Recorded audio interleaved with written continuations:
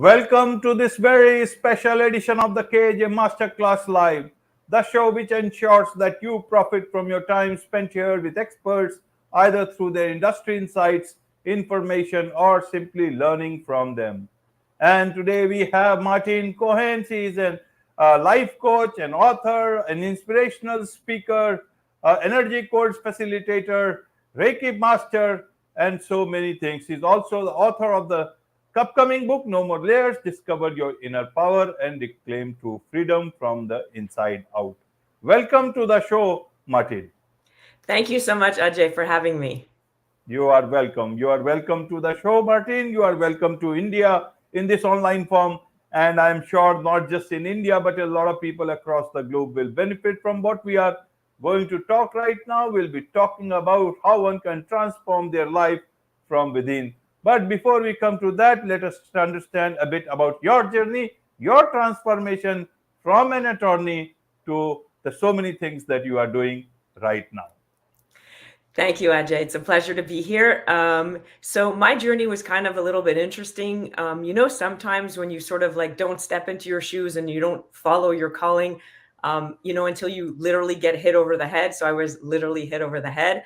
I started off my life as an attorney. I loved law, very happy doing it. But yet I felt a pull that it wasn't quite my calling. It was a passion of mine, but not quite my calling. And in 2016, I had a very serious car accident. I was hit on the driver's side. I didn't see the car coming, and I suffered a very serious concussion. So you can imagine I would never be able to have this conversation the way I'm having it with you now. I could hear every word, but I wouldn't understand it at the end of a sentence. I couldn't put words together. And that was very, very frightening and dark period in my life. I have to tell you, it was extremely transformational. Basically, I went from, a very successful attorney that relied on their brain heavily to somebody who, couldn't handle light, couldn't handle sound, could not express themselves properly, and certainly couldn't understand and filter the world around them. And it was very, very dark time. And when I didn't know what else to do, I just went inward. We have a lot of hidden powers. We have a lot of connections from inside. We're so busy living on the outside that we forget sometimes that there's a whole inner landscape that we don't explore. And when I didn't know what to do, and doctors and neurologists told me that, we just have to wait and see for my brain to see if it's going to regain its, potential and its functionality, I just went inward. And, I was very shocked to find a lot of fears, a lot of darkness, a lot of fright, and just a lot of unknown and a lot of doubts, which I thought I dealt with years and years before, but evidently I hadn't, because I was just, moving forward and living my life like we all do. And that's when I started really going inwards, and I found what I now call layers, which are inner fears and limiting beliefs about ourselves and ways in which we identify who we are and understand who we are. And I started looking at them and really dismantling them and sort of asking myself, well, do I want this to even be here? Do I believe in this fear? Does it serve any purpose? Do I believe in this limiting belief? Do I really truly believe, that I'm too much, or I'm not good enough, or I need to be perfect just to be acceptable? My layer was perfection. And I kind of started asking myself these questions and having an inner conversation, but my brain was still not functional. So I realized that we don't need our brain to communicate with ourselves from the inside. We don't need our brain to understand necessarily who we are. And we're actually not our brain. We're so much more. And that's how my journey began, into accessing this wisdom of life and understanding of who we are from the inside out, what our inner power is, and then how to truly live freely out in being who we are, who we're meant to be, and actually choosing that as well. Wonderful, wonderful, Martine. Now, for a common person, how would they understand? How did you build up your life about after that? Because it is not easy. You understand something, you understand the profoundness of that, but then you come to the practical world. You need to actually put it into practice. First, how did you put it into practice for yourself? And then how did you build something uh, over that, so that people could take it seriously and take your help? That there's so many things that you are doing right now. Ajay, I love that question. So thank you for asking it, because it's very easy for us as people to understand something intellectually, but not to bring it down sort of into the body and to sort of really embrace it, embody it, and internalize it. So the first thing, the way that we filter the world is thought. So we learn a lot through thought. So I could understand this, but it doesn't mean that I know what to do with it or that I can feel it and experience it. So the idea is to bring our thoughts and experience them, add that component to everything that we do. So when I understood that I had fears inside of me, I didn't just understand the fear, I allowed it myself to feel it. When we allow ourselves to feel what we think, to feel things around us, that's when all of our body, our emotional body, our mental body, our physical body, and our spiritual body as well come together and have a full on experience. And when they do that, that's when we're able to internalize something and put it into practice. So the first step is to understand. And understanding happens through our brain, it happens through our thoughts. So if we look at a thought, our thoughts can tell us a lot about how we understand ourselves and where we don't. So typically people will wake up in the morning and have a thought around like, I'm tired today, or it's not going to be a good day, or they have self-doubt. Those initial thoughts can actually sort of program your day for you, whether you realize it or not. If you don't stop and change your thought or redirect it, you will have that kind of a day because that's what you asked for. That's what you stated. So the first thing is really to be much more aware. When we have the awareness, we can then put this stuff into practice. Most of us live on automatic pilot.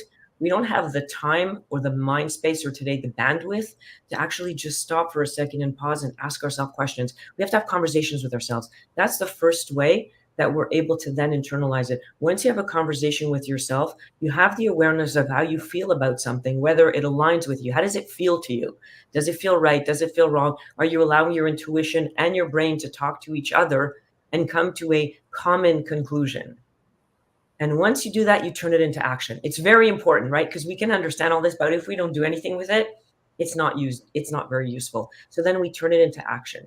So in my book and in my work with clients, I have tips, I have brain hacks so that, because the brain is there to protect you. It's not going to let you go within. The reason I was able to explore myself is because my brain wasn't functional. That was the silver lining. But the truth is our brain won't let us explore ourselves fully, which is why most people don't know who they are or what they're truly aligned with. So there's ways around that where, you don't initiate or elicit other fears or trigger fears within you, but you go with curiosity. Our brain loves to be curious. So you turn that fear into focus and curiosity, and then you go in, you explore, but then you need to turn that result of exploration into an action. Very important. We embody things through action. We're physical beings. Right, Martin. Now let's look at this 2-3 things here. One is that you say that brain wasn't functional, but obviously in some form or the other, it will start and come back to doing its work. Now, you were a lawyer attorney for 25 years.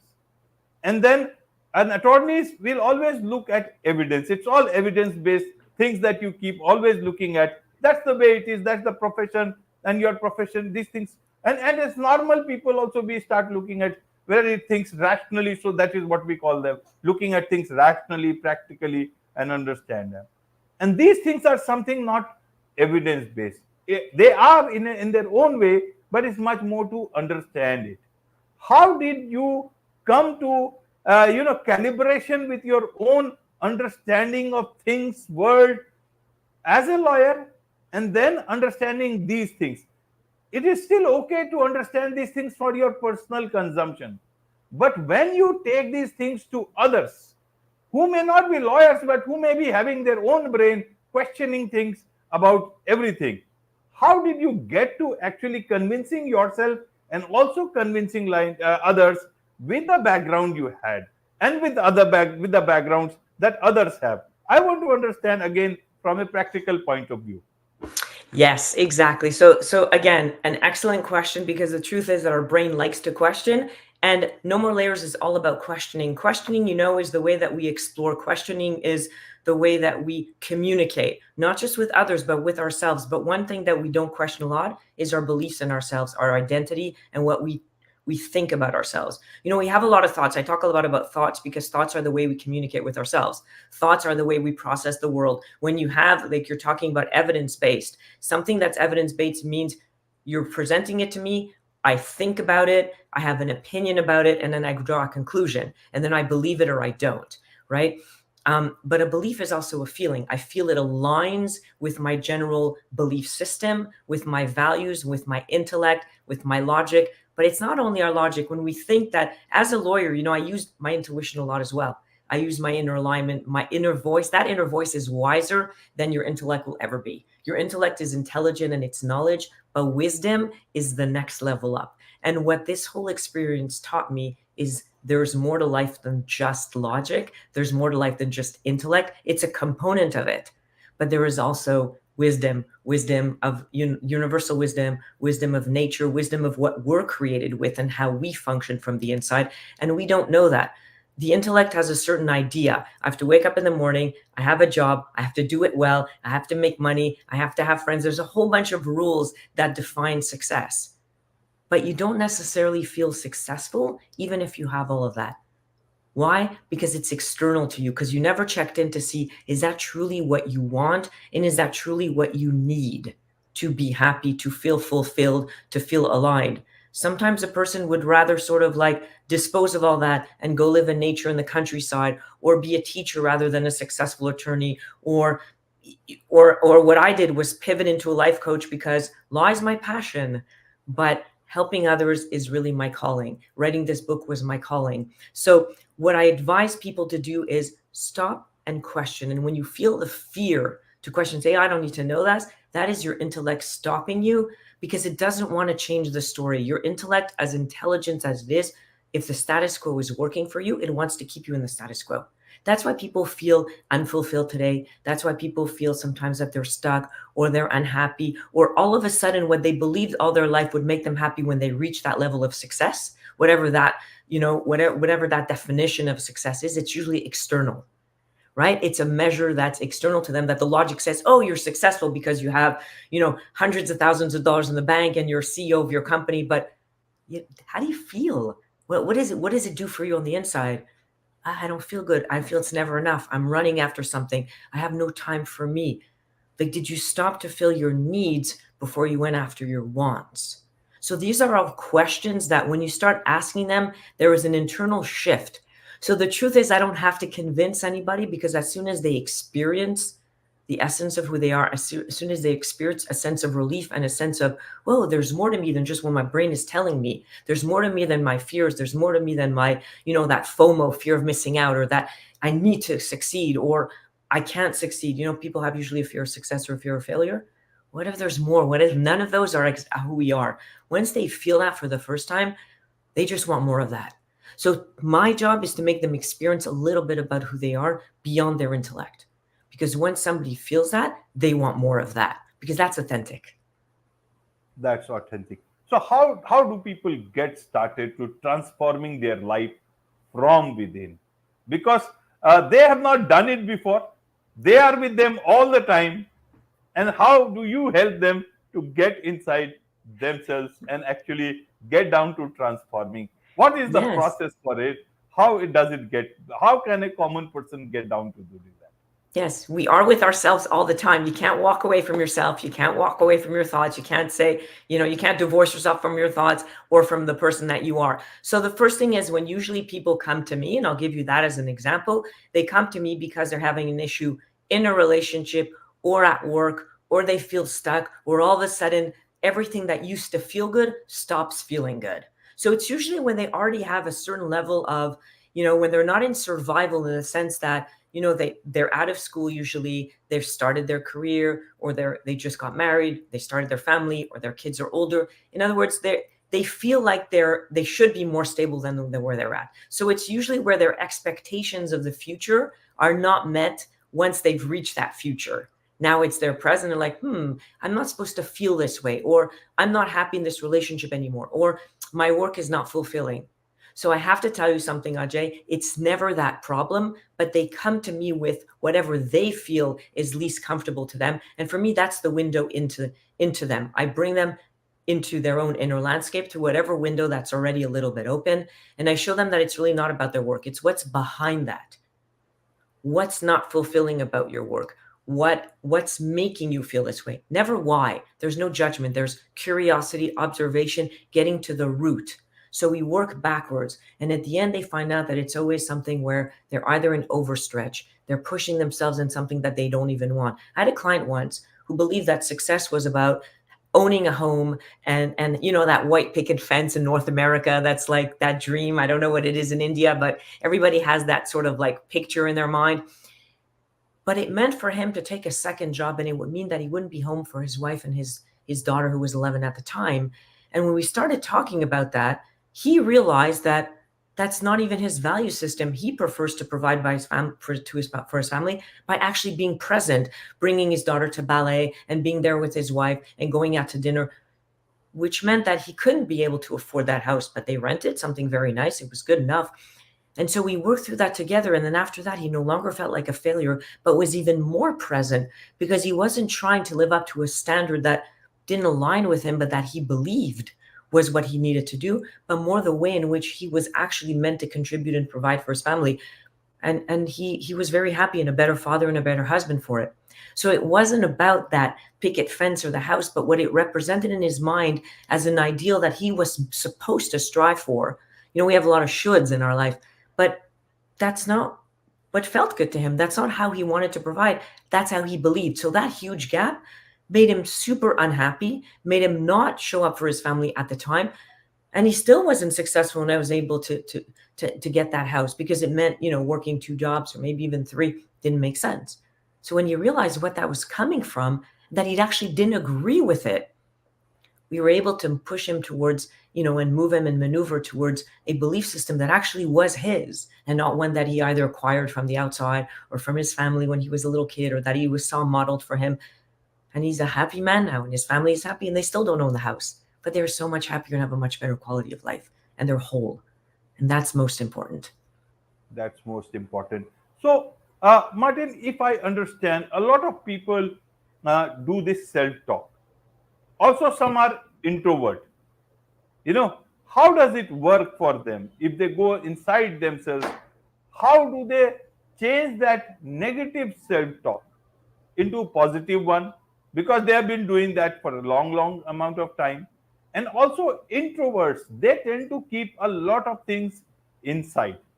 When you go within them, is it possible for them to throw all the introvert sort of a thing from inside, put them outside, and become a different person? Help us understand these two things. Yeah, that's a wonderful thing. So there are 2 things here that I want to talk about. So first of all, the self-talk. So you know that our brain just generates self-talk all day long, and that if we don't direct it, it's going to be whatever it filters, however it understands the world, whatever's been there in the moment.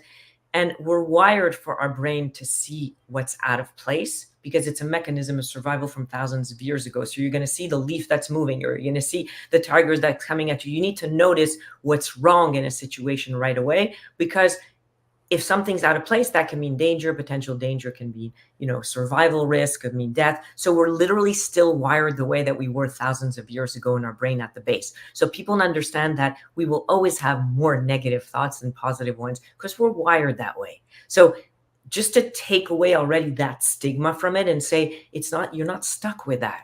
You're wired with that for a specific purpose, for which most of us thankfully don't need today, but yet we will always notice what's out of place because we're wired that way.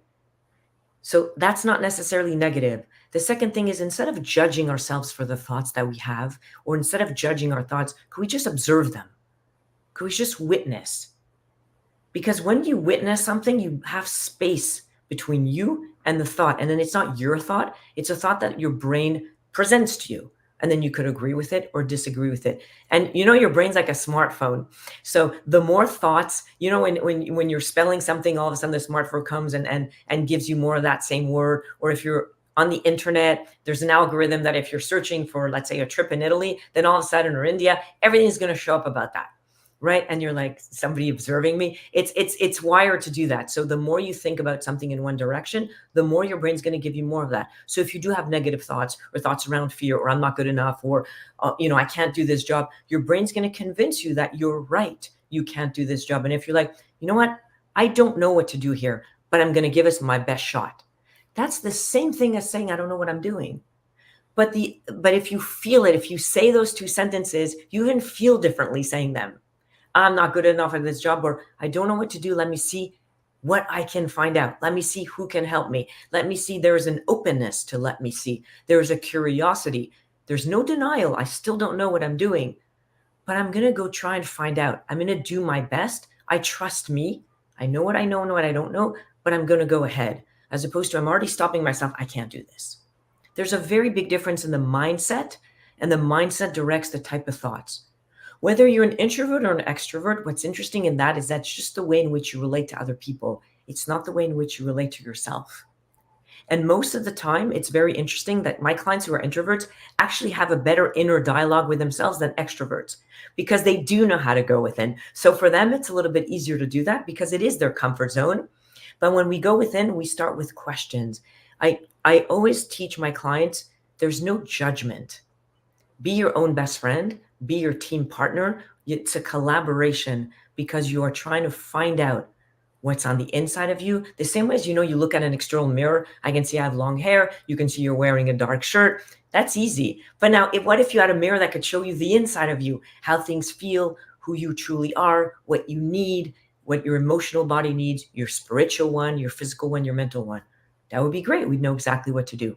So these kind of conversations, this kind of work that I do with my clients is to provide them with that kind of mirror so they can get to know themselves a little bit more in terms of who they truly are before they go out and sort of have to interact with the world. Because how you feel on the inside is going to totally impact your kind of quality of life and your interaction with others on the outside. So if you're good with you on the inside, you'll have better interactions with people on the outside and better life experience. Wonderful, better life experience. Now let's learn a bit from your book, No More Layers, Discover Your Inner Power and Reclaim True Freedom. So, tell us about this book. Who is this book for? Is this book out? When is this coming out if it's not? Yes. So this book is now on pre-order on Kindle, which I'm really excited about because that happened a few days ago, just before this this podcast. So that's fantastic. So if you go on Amazon and you search No More Layers or you search Martine Cohen, you're going to come up with the book. And I encourage you to pre-order it already. There's a bunch of bonuses that are going to come out later with that pre-order. So if anybody in your audience would like to do that, that's a fantastic way to go. The physical book will be out in September. I'm going to have a launch then as well. And the book really is about the journey, about healing my brain, because I ended up healing my brain from the inside out, synapse by synapse, the discovery of the kinds of, the fact that we have a relationship with ourselves. We're born with a relationship with ourselves. And it's probably the relationship we neglect the most. We don't often sit down and think about our thoughts and see which ones we agree with, which ones we don't, and take the time to nurture that relationship the way we do with our spouses, our partners, our children, our friends. We don't. And so the idea is to become aware of that. The book is a lot about awareness. It walks you through. It has exercises. It gives you sort of this life wisdom, tips and tricks about the brain, and real understanding of why your brain will convince you of something and how you can shift that without, pain and suffering or fears. How many fears we actually have, the different kind of layers that we can have from childhood. So there are 7 primary layers. Just to let you know, mine as an attorney was layer of perfection, where everything had to be just just to be acceptable. And that's completely not necessary. I'm not going to say wrong because that's a judgment, but it's not necessary. Some people have layers around shame, around being too much, around not being enough, around agency or identity, like who am I really and what am I supposed to do in the world? And do I have the power, the inner power to actually have agency over myself, to own my life? Can I own up to my life, to my mistakes, to my successes, and really take charge of myself? Because that's the most fulfilling thing you could ever do for yourself. So there are a bunch of different layers. That explains them. It explains to you how those layers show up in different situations as an adult, how it shows up, first of all, how you get them from childhood, how it shows up in your workplace, how it shows up with your friends or just with acquaintances, how it shows up in everyday life, how it can show up with a spousal relationship, so that we can understand sometimes that when we have certain conflicts or issues or challenges, we need to go inwards because that's where the source of the solution lies. But when we don't have that awareness, we can't do that. So it's kind of a roadmap and meets each reader where they're at to help them get to know themselves from the inside out. And then become free, because when you know who you are and you know what you need and you can provide that for yourself, you feel much freer to be yourself. You're less afraid.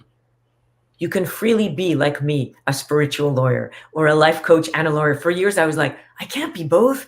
I'm going to lose my credibility. How can I be spiritual and be an attorney? How can I have logic and yet have this access to universal wisdom? That was a true difficulty for me. And then I reconciled the two, because why not be everything that you are? Why feel the need to hide certain parts? We all feel the need.